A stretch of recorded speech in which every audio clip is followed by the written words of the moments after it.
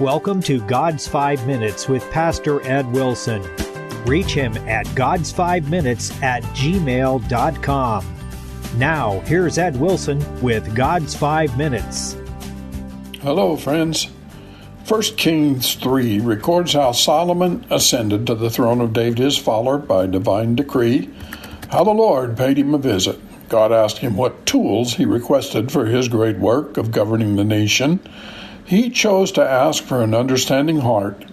And God said, "Because thou hast not asked for long life, neither riches, nor the life of thine enemies, I have done according to thy words, and I have also given thee that which thou hast not asked, both riches and honor. And if thou wilt walk in my ways to keep my statutes and my commandments, as thy father David did, then I will lengthen thy days." Solomon was probably about 19 or 20 years old at the time. He stepped at once out of the background of David's court to bear the whole weight of the kingdom, the glories of David's reign, his brother Adonijah's designs on the crown, the smoldering hostility of Saul's old supporters, combined to make his position difficult and his throne unsteady. He needed help from God. Look at the broad possibilities opened by the divine offer. We're not all kings of Israel, but in a very real sense, his commitment is one God wishes to make with every young life.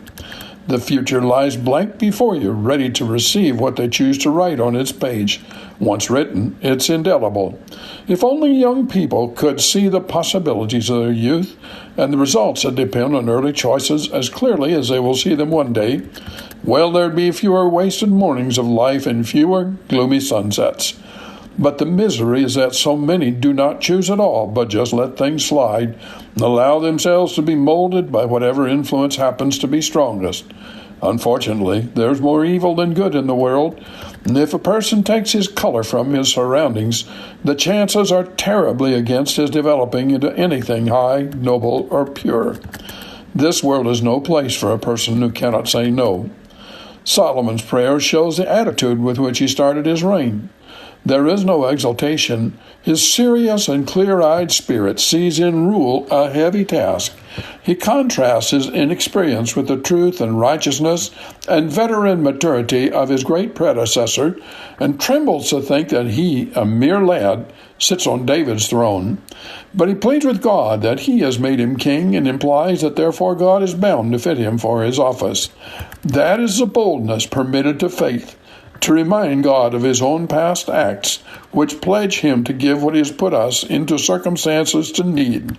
With beautiful humility, Solomon dwells on his youth and inexperience and on the vastness of the charge laid on him. All these considerations are the motives for his choice of a gift, and also pleased with God to grant his request. He asked for the practical wisdom needed for ruling, but this is not the highest gift he could have had. Surely the deepest longings of his father for communion with God were even better.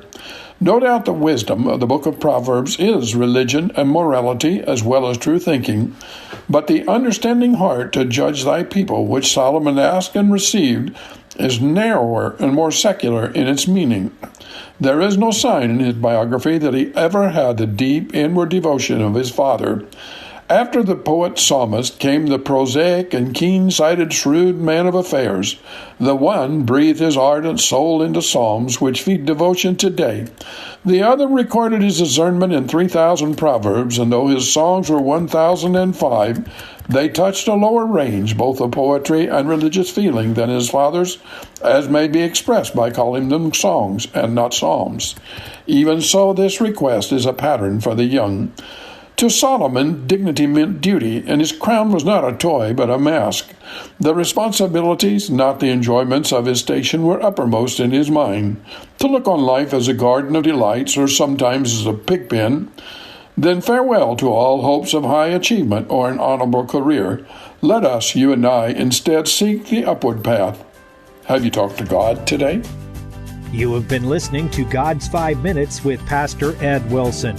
Reach him by email at GodsFiveMinutes@gmail.com. Tune in next time to hear more encouraging thoughts from God's Word on God's 5 Minutes with Pastor Ed Wilson.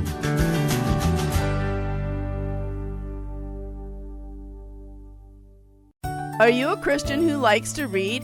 If not, there's a whole world of Christian publishing out there that you're missing out on. I invite you to check out the Author's Corner podcast, where I talk to the latest Christian authors each week about their new book releases and what's coming next. So if you're ready to jumpstart your spiritual growth with the newest books and the authors who write them, check out the Author's Corner podcast with me, Roberta Foster.